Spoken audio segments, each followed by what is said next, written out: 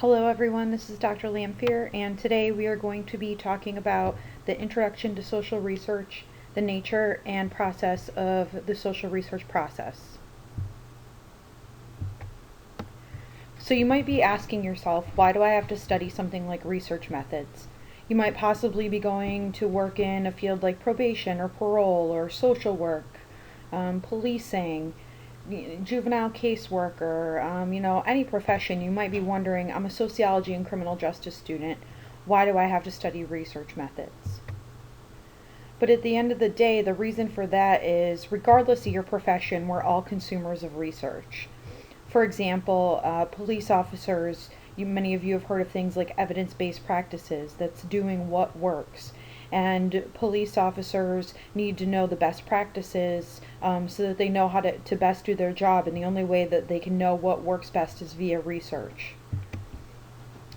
Maybe you're going to go into some type of supervisory position where you're going to have to create something like performance reviews, calculate and compute basic statistical tabulations. Having a basic knowledge of research methods would help you there.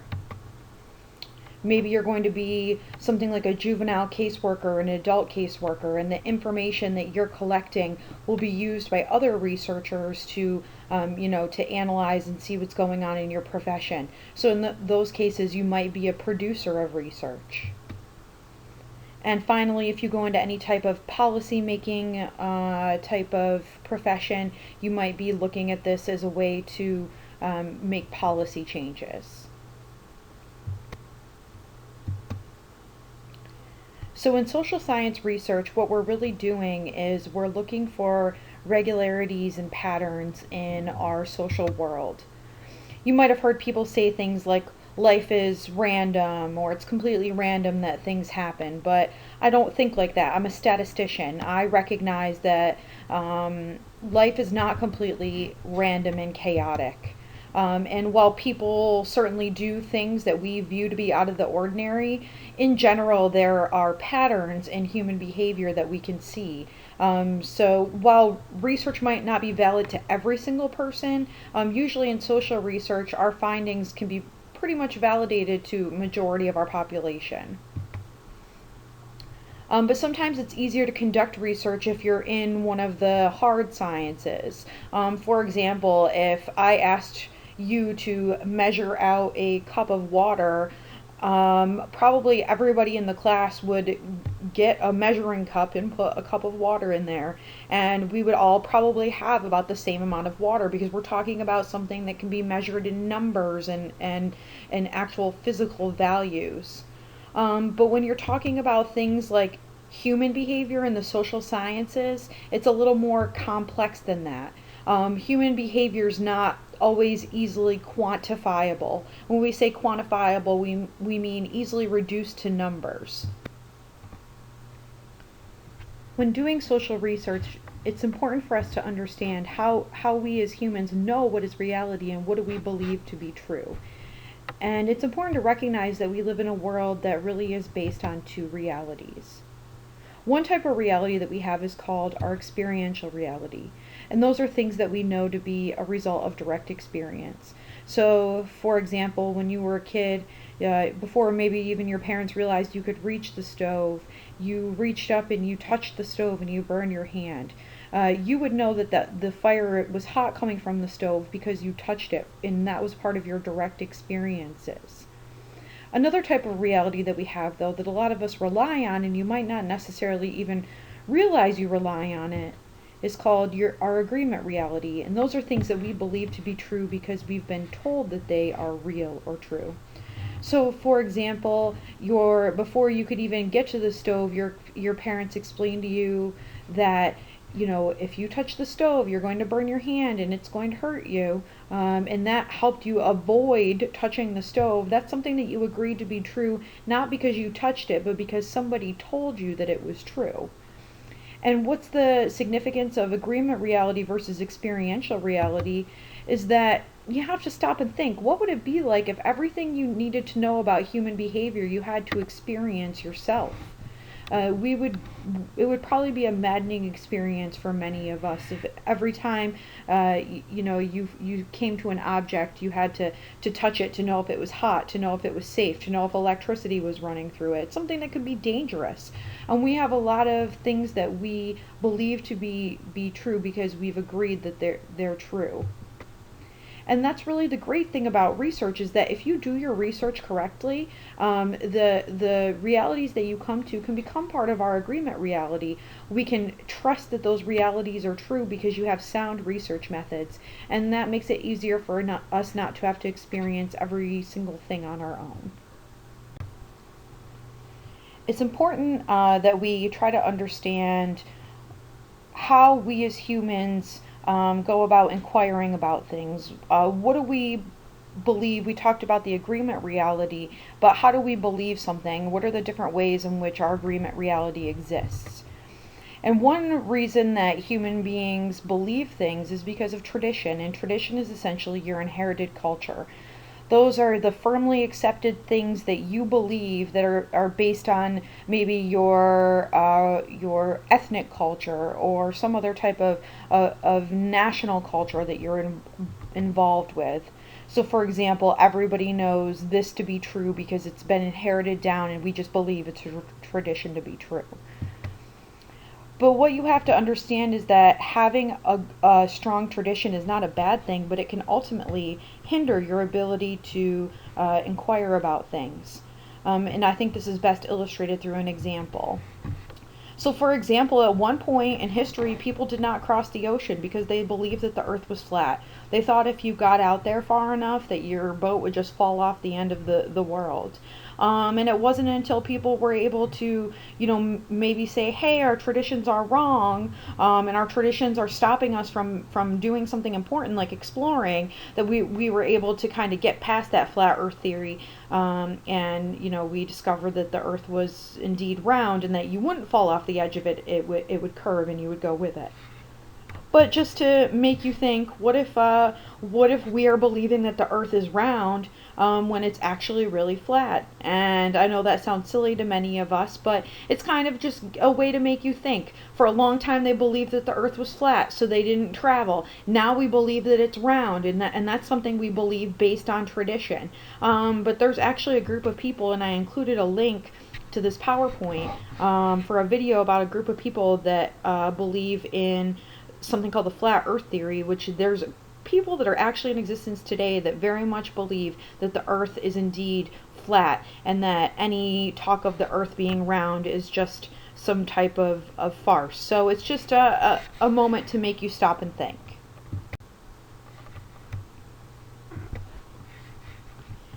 So we have new knowledge that's appearing literally daily. There are journals that are being published, every single day of the week. So whether or not we accept that knowledge is based on a few things. And whether or not we believe something to be true sometimes depends on the status of the person that's discovered the information. So, for example, if you had a judge's opinion versus your parents' opinion on, say, you got in trouble for speeding, and your parents told you shouldn't speed, but you kept speeding anyways, and then if you had a judge that told you shouldn't speed, you might actually slow down because the authority of the judge might, from a legal aspect, outride the authority of your parents. And most of the time when we're talking about knowledge acceptance, it's not usually life or death, but I think that it's a very interesting case that I have made a supplemental link available under this folder on Blackboard. It's called the Louis Pasteur article. And it basically talks about Louis Pasteur. He was a scientist, and he was responsible for basically saying that germs and bad things that cause diseases wasn't due to some force of God, that it was due to biological things like germs, and he helped develop the pasteurization process. And when you read the article about him that I've placed on Blackboard, you'll have a much better understanding of how important it was that we accepted Pasteur's knowledge, even though it was going against the accepted knowledge. It's also important to look at some of the errors that we make in personal human inquiry. For example, one error that we often make is that of inaccurate observations, and this can kind of go one of two ways. Inaccurate observations involve failing to see something that happened in front of you or something that was there, or thinking that you saw something happen that didn't actually happen. I think that for those of you that study criminal justice, might have seen this in police lineups where people mistakenly identify people as part of lineups when they weren't involved in a crime. And a lot of times in social research, we'll hear them make assumptions about human behavior. And what's important to remember is that when you're doing scientific inquiry, when you're doing research, say you hear something like an increase in the amount of time children spend playing violent video games will result in an increase in their aggressive behavior. We aren't just saying that as social researchers based on a few casual observations. Scientific inquiry is a really carefully directed activity, and that's what makes it different than just doing a general observation. And another error that we often make is to overgeneralize. That's where you assume a few similar events are evidence of a general pattern of things. And sometimes as researchers, we might be under greater pressure to overgeneralize when we want to get our results published or something like that, or we really are under outside pressure to get a certain result. For example, some of you might have heard of this before, but a researcher named Martinson in 1974 published something called the Nothing Works Doctrine. And basically, what the Nothing Works Doctrine says was that in terms of correctional rehabilitation, nothing worked. That there was nothing you could do to rehabilitate offenders, and this was based on a review of literature that Martinson had done. But what later came out was that there were some problems with his research methodology, and that he really had maybe overgeneralized that, and that there were things you could do to rehabilitate offenders. But unfortunately, after the Martinson article was published, the damage was kind of done. It got picked up by the local and national news stations. Basically, he got picked up by Time magazine, and people were saying, hey, this researcher's saying that when it comes to helping prisoners and people in jail and prison, there's nothing that you can do to rehabilitate them. And it really was one of the catalysts for the downfall of the rehabilitation movement in the U.S. corrections system, was his pressure to understand what was working in terms of correctional rehabilitation. So it's just something you have to make yourself aware of. And then selective observation, that's really related to overgeneralization. And selective observation involves paying attention to certain events that corresponds with patterns that we want to see. So I have the next slide really gives us a more depicted illustration of the difference between overgeneralizing something and making a select. So you can see in this slide that it asks the question, pretend your research question is, are school shooters depressed loners? On the left is the picture of the overgeneralization, and that's where you would, as a researcher, observe one depressed loner school shooter and overgeneralize and make the assumption that all school shooters are depressed loners.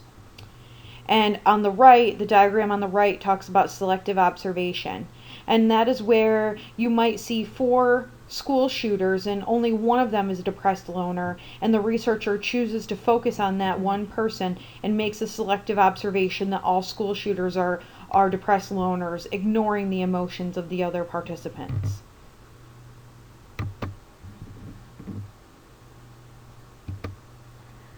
Another error in human inquiry that we make is called illogical reasoning.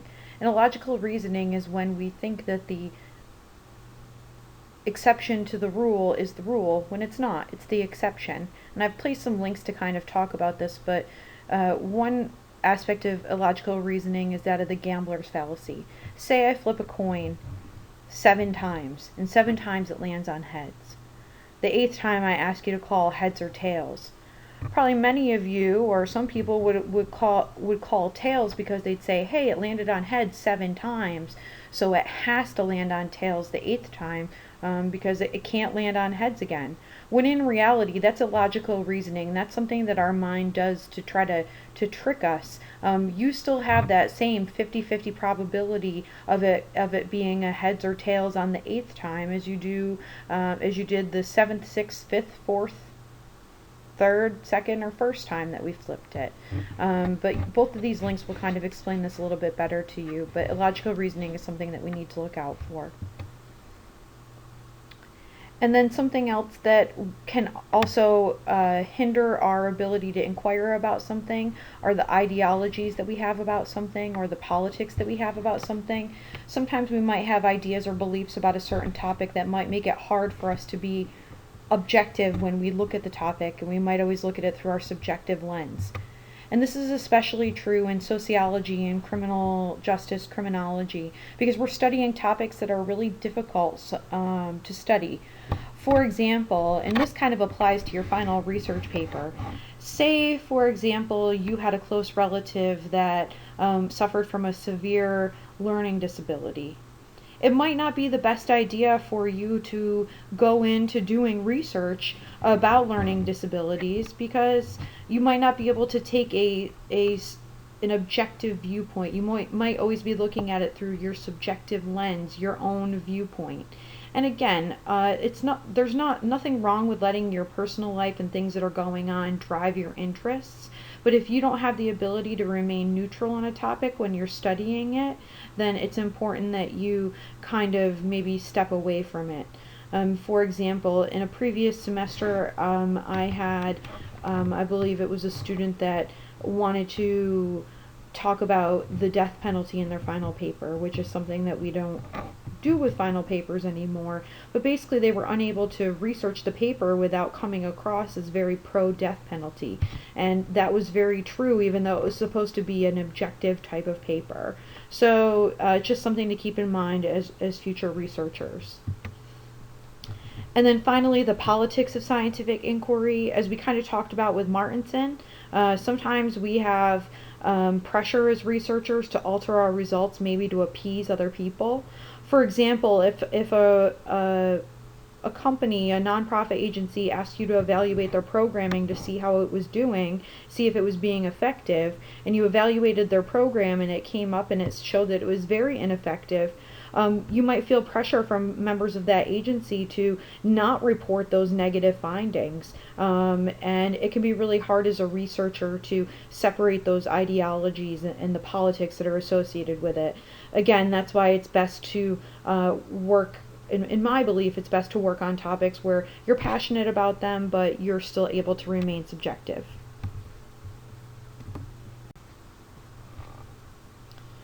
So it's important to talk about some of the basic foundations of social science research, and that's what we're going to do in the next few slides. One thing you have to remember is when we're talking about social science research, especially quantitative or number-based research, we're usually talking about aggregate type studies. And what aggregate studies are basically when we get results, we're not reporting, say I did a survey and it involved 250 college students. I'm not going to individually report each one of their answers. I'm going to take their answers and summarize them and turn them into an aggregate. So just keep in mind that in social science research, most of the time we're doing aggregate type studies where we're looking for larger general patterns.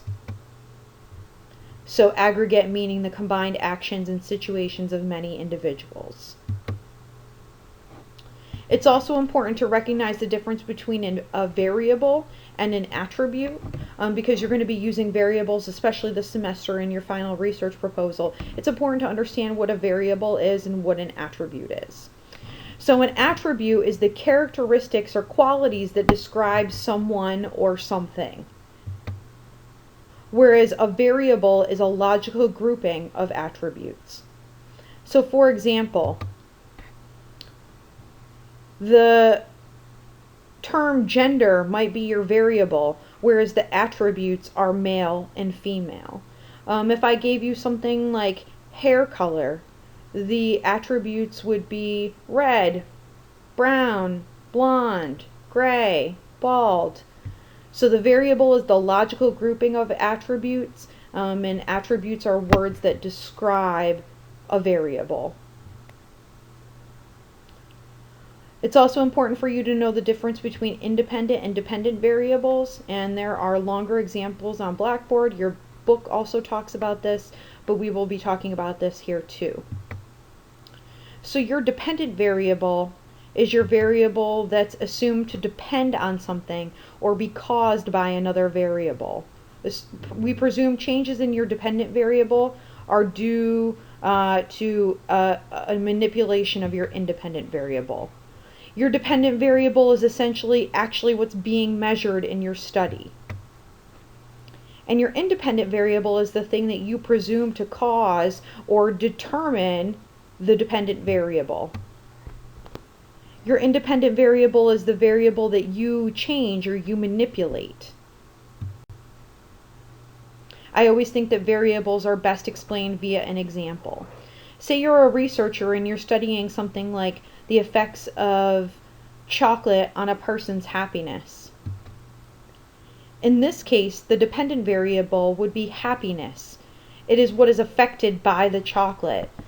Essentially, happiness depends on chocolate.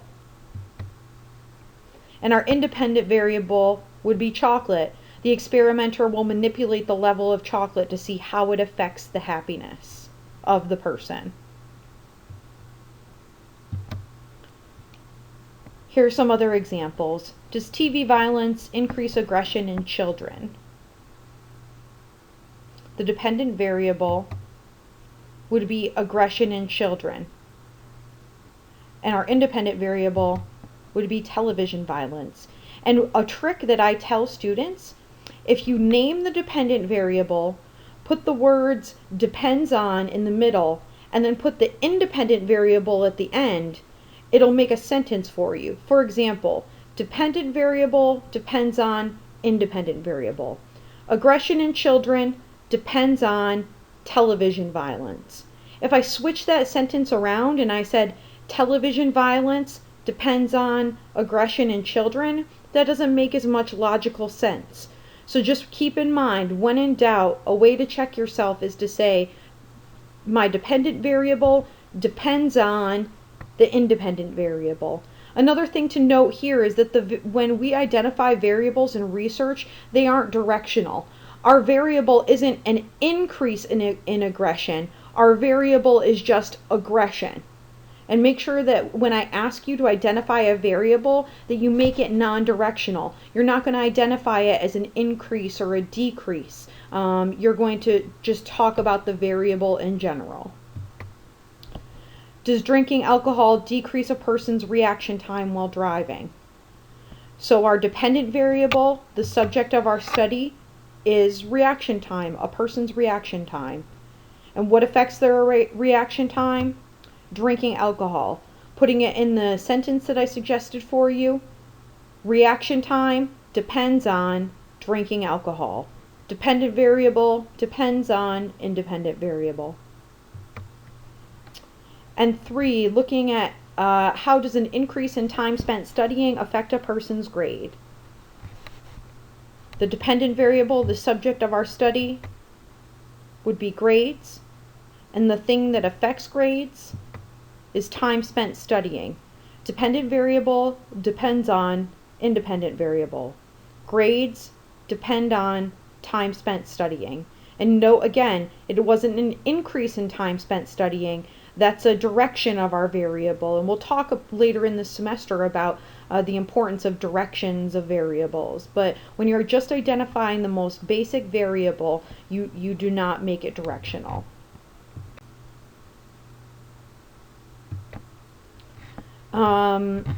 We will kind of go through this part quickly because we're going to talk about this more as we talk about your final paper.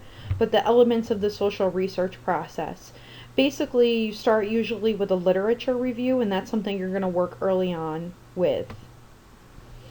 So in your literature review, you need to know what we know about the topic, the concepts and the theories that have been applied to study that topic, the controversies that exist about the topic, and in particular how it was studied, and the different research methods that have been applied. The clashes of evidence that might exist in literature, if any. People that have contributed to the topic. It's also important to establish and read key books and articles. But what to remember is that when you're doing a literature review, it's not necessarily just a summary of the literature. Literature review is really getting the person that's reading it geared up for your particular study. And again, we'll talk more about literature reviews later on in a more in-depth video. But there's lots of information available on Blackboard to you about literature reviews. And we will talk more about research questions in an upcoming chapter, but just to get you introduced to the concept of research questions, we have many types of research questions that we can ask. For example, sometimes your research questions might be predicting an outcome. Does Y happen under circumstances A and B? Sometimes we have research questions that try to explain the causes and the consequences of something. Sometimes we have research questions that evaluate a phenomenon. Sometimes our research questions are rather more to describe something. What is Y like? What forms does Y assume? Sometimes in our research questions we're asking what the best practices are, how we can develop good practices, improve current conditions. And then empowerment. How can we enhance the lives of the people that we're researching? In comparison research, do A and B differ in respect to a certain variable? And there is more information in Focus 1.1 on page 10 of your text, as well as student experience on page 11.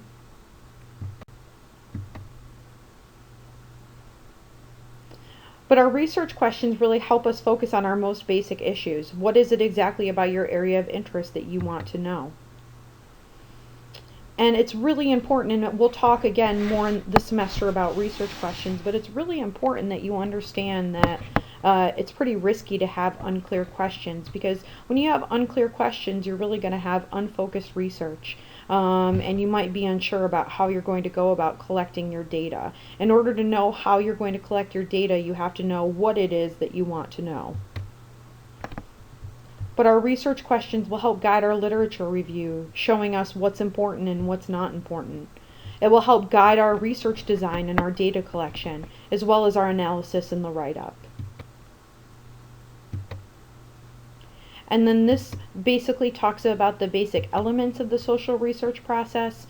We will be talking about all of these in depth this semester, especially since you are writing a paper. But I just wanted to make this available to you. It's also important for us to look at the difference between quantitative and qualitative data before we move forward. These are all just key concepts that you'll need to know moving forward. Basically, when you're looking at quantitative and qualitative data, you're looking at numeric versus non-numeric data. When we're talking about quantitative data, if I reference quantitative data, I'm talking about something that's numeric. Some of the pros of quantitative data: it's more explicit, it's easier for us to summarize, and it's easier for us to make statistical conclusions about. If I ask you how many text messages have you sent in the past week, and you say a lot, that's not quantitative. But if you say 500, that's quantitative. It's more explicit. I know an exact number of messages that you've sent. And while quantitative is good for things like easing our statistical analysis, qualitative research is where we use non-numeric type of attributes. And qualitative data is really good for giving us greater richness of meaning. For example, say I was measuring students' fear of crime on campus. And I asked, what is your fear of crime on a scale of 1 to 10? And you tell me your fear of crime is a 7. What does that even really mean? We know that if mine is an 8 and yours is a 7, that I have more fear of crime than you do. but we don't necessarily, does that mean I'm one more fear of crime than you are? It doesn't necessarily make sense when you think about it in the bigger picture of things. That's why qualitative research, if I tell you I'm afraid of X, Y, and Z, and I can actually put words to it instead of numbers, you might get better detail. And I don't even like to set up this quantitative versus qualitative. I think that it can be qualitative and quantitative. And something about me as your teacher is that when I graduated with my PhD, my specialization was in mixed methods research. And we're going to have a whole section about mixed methods research. But basically, it's researchers that very much value the use of quantitative and qualitative type data, because we recognize that we don't necessarily have to choose. And the strengths and weaknesses of these data kind of complement each other, as I discussed with the fear of crime above. So in conclusion, we use scientific inquiry and research to help us better understand the questions and also social phenomena going on around us. In social research, we're never really proving anything. We're just dealing with probabilities. And the quality of our research design and our methods will greatly affect the validity of our results, as we'll talk in length about this semester.